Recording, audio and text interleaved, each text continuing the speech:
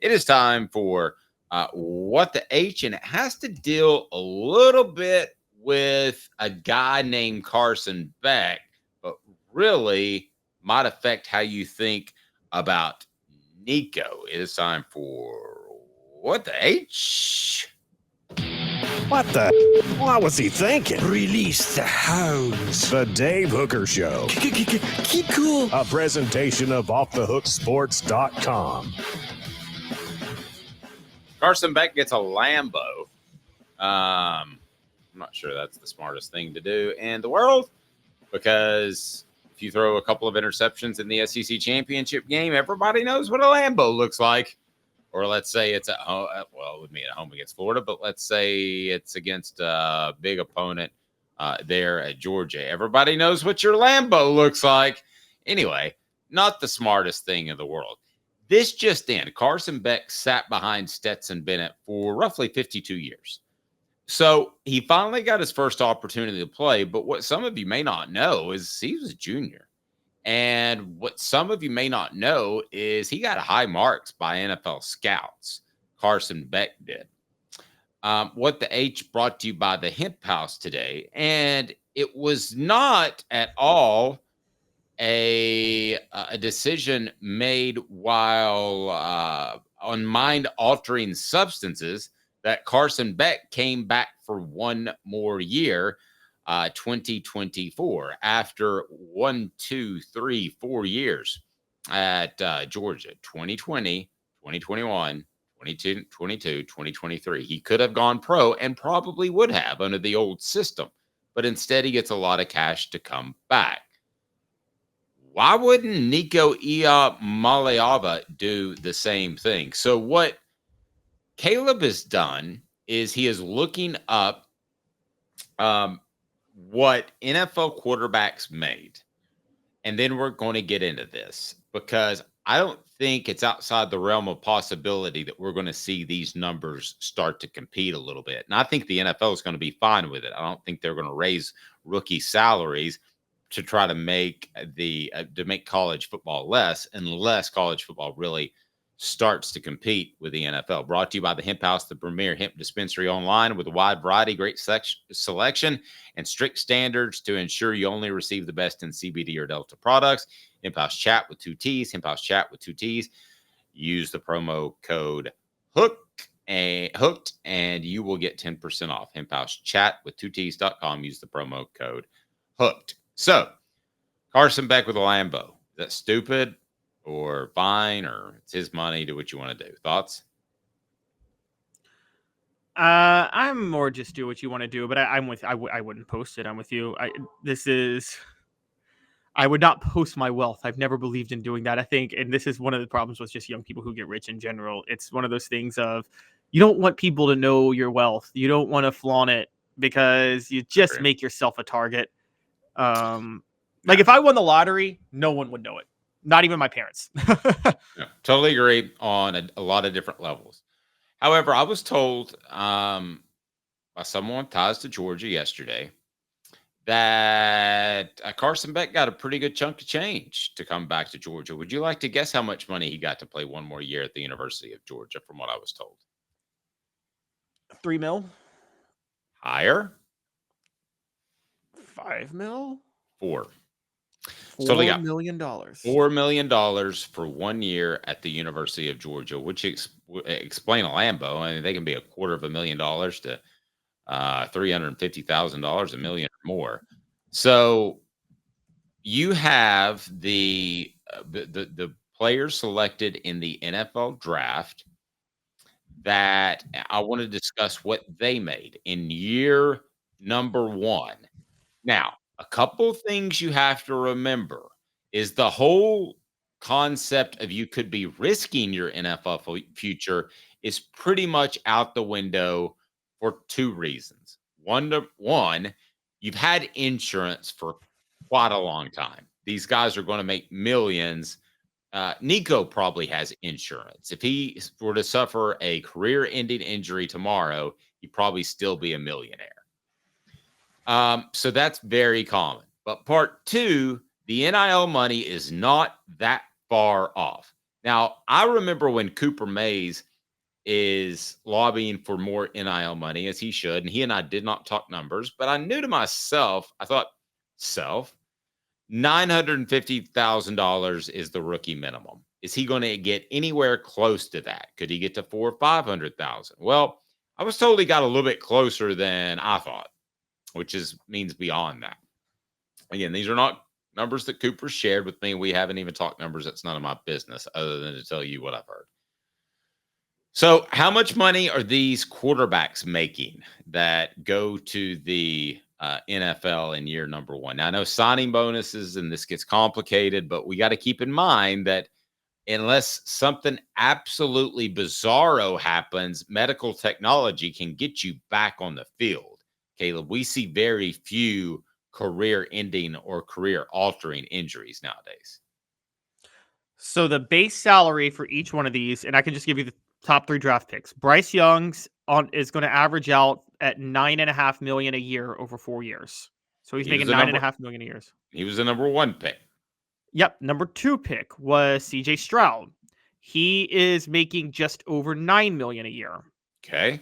And I think Anthony Richardson's the third highest draft pick at quarterback. I believe he was the 4th pick, but maybe 3. I'm already forgetting, but he's making $8.5 million a year. So 9.59, 8.5. Okay. So there's a big difference between 4, 8, or 9. But can you go a little bit further? Who was the next quarterback selected? Well, that's where I was going to go. The next one, as far as I'm aware, was the one that I am still angry about to this day. And he goes by the name of not Justin Timberlake, but Will Levis. That was a Reader reference for those who don't know. Will Levis went where and what does he make? Will Levis obviously went to the team with the most incompetent owner in sports now, the Titans. And he has an average annual salary of $2.4 million. He was the 33rd pick, so the second pick of the second round. And he has an average salary of $2.4 million. Okay. Let's even just pretend he made $4 million, okay? But he didn't. And I think Carson Beck was not going to be nearly as elite as Drake May or Caleb Williams. So he was probably going to drop in that regard. We don't know where Nico's going to go, but it is going to be a gamble to some extent for him, his family. If he decides to go early to the NFL, it always is a gamble. You could go higher than you think. You could go lower than you think. So would you rather be Will Levis making this $3 million? How much did you say again? $2.5 million, or come back to Kentucky, which he didn't have the option, I don't believe, but come back to Kentucky and let's say it's like the Carson Beck deal, make $4 million and know that you still got an NFL future out there. I don't think it's out of the realm of possibility, especially let's say that Nico has some sort of Peyton Manning monkey on his back with Florida or doesn't win a championship, finishes a close second in the Heisman. I don't think it's out of the realm of possibility at all that he plays 3 years, which would be a full 4, or he plays 4 years, which would be 5, including the red shirt. I do not think that's out of the realm of possibility at all. You and I together have said you got 2 years out of Nico, right? Mm-hmm. With the way numbers are going to change and the more money that's going to come in from this super conference, do not be surprised if guys regularly decide to stay in college because they like it. And don't forget this, with the transfer portal, they've had a chance to find where they like. So where they've settled, they probably like. If you go from Georgia to Tennessee and then you get to Alabama and you're like, I really like it. You stay there for 2 years and you got a third year and you could make as much as what the Titans are drafting. I'd rather play college ball than I'd rather play in the NFL. Now, running back is a totally different position. I'm just talking about quarterback specifically. Running back, you have less tread on your tires and you need to get to that second contract. But as far as quarterback, that's a totally different and unique position. So there's a few things to unpack here. Let's start with, you brought up Will Levis. I agree the option wasn't there, but hypothetically, if it was, somebody like Will Levis, I think it was a smart move to go to the NFL, not because of injuries, because you bring that up, but because I think Will Levis's draft stock could only have hurt if he came back to college. So he would be making significantly less if he had come back to college. So I think, but for Carson Beck at Georgia, Agreed. you're right. Here's why I think it's out of the realm of possibility for Nico. And I'm going to tell you why. If Nico Iamaleava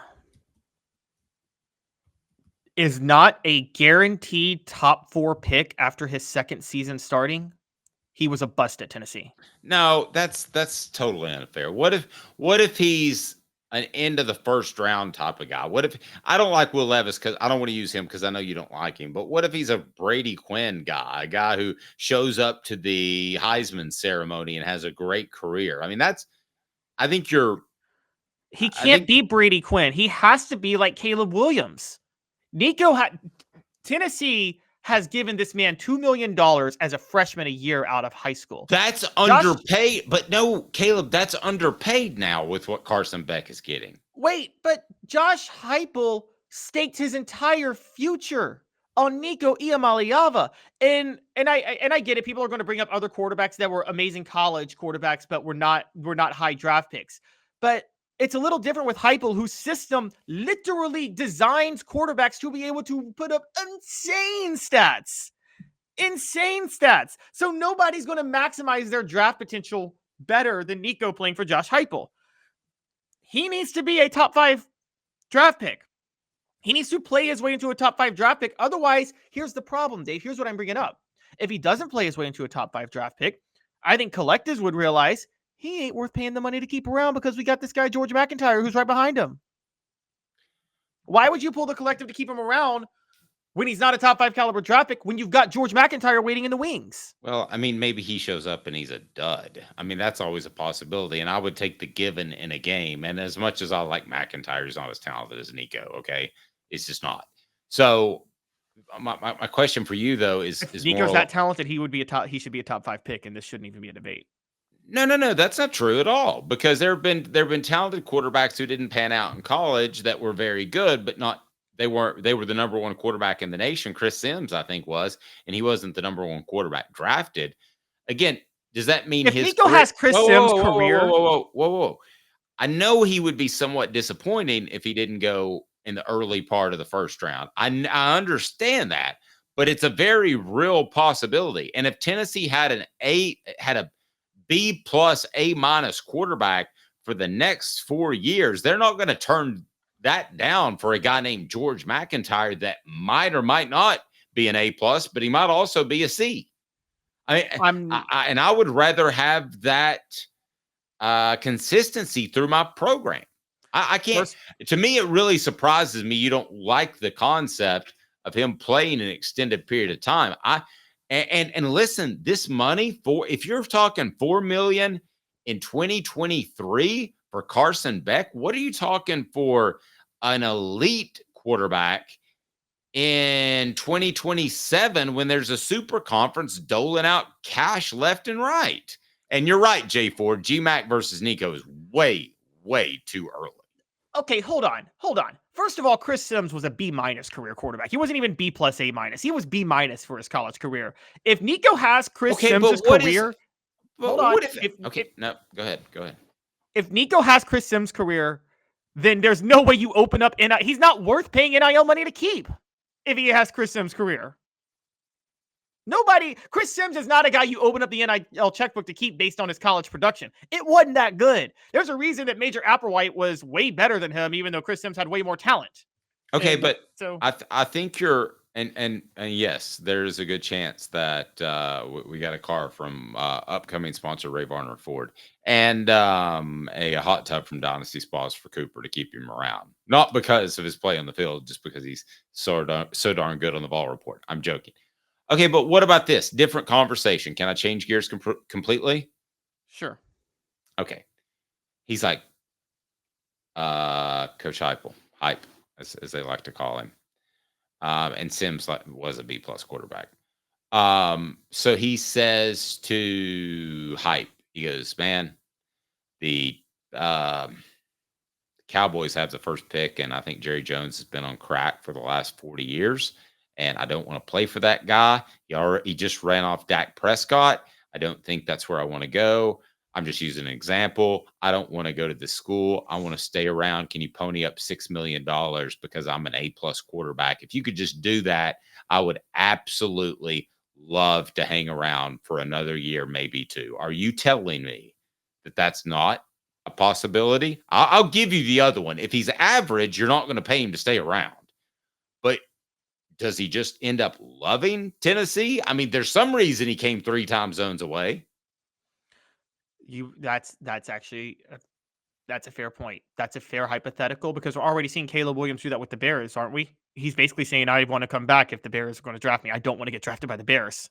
And what would you let me ask you, so Caleb? I could see that happen. Let me ask you, Caleb. So let's say he's got 8 guaranteed. All right. And let's say to keep him 2 more years, which he would be able to go to the NFL after 2. So to keep him 2 more years, he talks in a deal where he gets an extra, just throwing numbers out there, $4 million a year. So then you're dealing with $16 million. Would you rather make $16 million in college football where you know who your coach is going to be? Because I think Josh Heupel is staying around for a long time. And if not, you can still go pro or transfer. You have flexibility. Or would you rather go and get drafted by one goofball team? And trust me, out of 32, there are 16 you don't want to go to if you're a quarterback, right? Would you rather do that or have total loss of control of your future? Okay, here's the gamble. Thank you, Dan. Dan, that's exactly what I was thinking. He said if his future is Cincinnati or Cleveland, that would keep him at UT. Go ahead. Cleveland and Cincinnati are loaded right now, but different. Well, story, but the point being, you wouldn't want to go there. I Yeah. understand what he's saying. I know you got Burrow and Deshaun. So this is such an awfully big risk. If you're a guaranteed top 5 draft pick, why is it a big risk? Let me break it down. If you're a guaranteed top 5 draft pick and you take $6 million to stay for 1 more year, and then you fall to the 2nd round because of your play that last year, you just cost yourself $24 million. Wait, in my scenario, he just made up 8, and let's be honest with it. With each other, guys. At what point do you have to be financially independent for the rest of your life? Back when I was a kid, it was like if I had $1 million and I invested it right, I would never have to work in my life. Now it's probably a little more thanks to inflation. Let's not talk politics. But if it's 5 million, whatever the number is, he's going to be financially independent for the rest of his life. Look, it's funny. We just talked about this yesterday because we joked about how Ed Orgeron was so happy to leave off a $17 million buyout, whereas Nick Saban was basically almost making $17 million every 2 years as a head coach. Was making more than that every 2 years as a head coach. But I get what you're saying. But okay, you're talking about $6 million for 1 year to potentially throw away a shot at $36 million. Now, again, I don't think now what you could tell me is, I think your comeback to me, and you know more about this than I do. You've covered more quarterbacks in the drafts than I have. It is very rare for somebody to be a top 5 pick 1 year and then fall out of the first round if they stay another year in college, right? That almost never happens, right? Yes. Like if they're a top 5 pick, they're going to be a top 5 pick the next year, no matter what happens, right? Usually, I'm trying to think of a guy that's really slipped, and I think there has. Matt Barkley, I think, is the biggest slip. The kid from Penn State. What kid from Penn State? The kid from Penn State was going to be a number 1 pick. And then he played as a freshman. He was going to be a number 1 pick. Now, he couldn't have gone pro. But, help me with his name. Christian Hackenberg? Yes. Hackenberg, by some NFL scouts I talked to, was a lock to be a number 1 pick after his freshman year. And then, oops. Oh, yeah, I can see that. But like usually, like you're right. Where I would come around to you is like it's very unlikely you fall from a top 5 pick. Peyton Manning was going to be the number 1 pick in '96, and then he was in '97. Andrew Luck was going to be the number 1 pick in 2010, and then he was in 2011. Or excuse me, 2011, 2012, 97, 98. You guys get the point. Like usually, if you're a top, Caleb Williams was going to be the number 1 pick last year. he's the number 1 pick this year. So usually you're right. I love scales of 1 and 10, right? Okay, so let's not talk the 36 and 14 million like we were and all that, because that gets a little confusing. But you're going to make $10 million as an NFL quarterback, or $1 million. That's all you're going to make. Those are the numbers. You're going to take 10 million, right? Even though you love college football and you have more control over your future, you're going to take 10 million, right? Yes, my life is set with 10 million. Okay. 2 million. I'm still taking the 10. Okay. My life is set with 10. 3. Let's move faster. 10. 4. 10. 5. 10. 6. 10. 7. 10. And you love your life. You love your life in college. You've 10. got, come on, Caleb. I'd take $7 million to love my life over the course of 5 years in college than I would $10 million to get kicked around in the NFL. I don't think you realize how tough those guys have it coming, not to mention physically. I mean, if you ever stand on the sideline of an NFL football game, you will look at your son when you get home and you will say, you do not ever need to play college. You don't need to play NFL football ever. First of all, I don't want to be tax guy, but these differences are big because it's really 5 or 3.5 million, and 5 million versus 3.5 million is a huge difference, Dave. Okay. All right. Well, I'm just telling you. I think the thing is, you get me. If you pay me $10 million up front right now, I'm not going to be lavish, but that's enough to make all of my financial woes go away and set myself up for life. I can't do that with $1 million. The absolute point being, the numbers are going to be more comparable than we ever dreamed, is what I was told.